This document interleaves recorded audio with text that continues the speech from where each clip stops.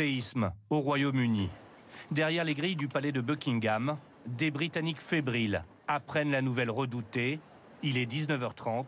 La reine Elisabeth II s'est éteinte paisiblement à Balmoral. Quelques heures auparavant, un jet de la Royal Air Force se pose en Écosse. À l'intérieur, le prince William ainsi que 2 enfants de la reine Elisabeth II, les princes Andrew et Edward. Ils s'engouffrent dans un Range Rover et franchissent quelques minutes après les grilles du château de Balmoral, où se trouve la reine. Peu avant 14 h, le palais de Buckingham a publié ce communiqué. Les médecins de la reine s'inquiètent pour la santé de Sa Majesté et ont recommandé qu'elle reste sous surveillance médicale. Cette annonce provoque immédiatement un vent d'anxiété dans le royaume.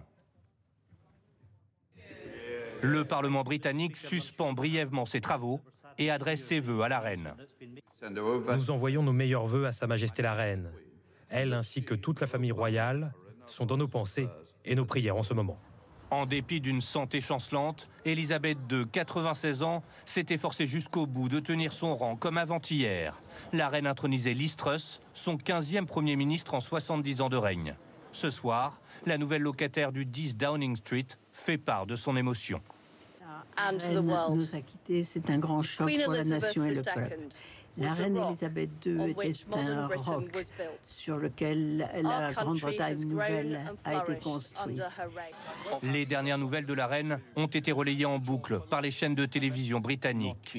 Preuve de la gravité du moment. Les présentateurs se sont habillés en noir, signe avant-coureur du décès de la reine Elisabeth. Il y a quelques minutes, son héritier, le roi Charles III, vient d'exprimer sa profonde tristesse.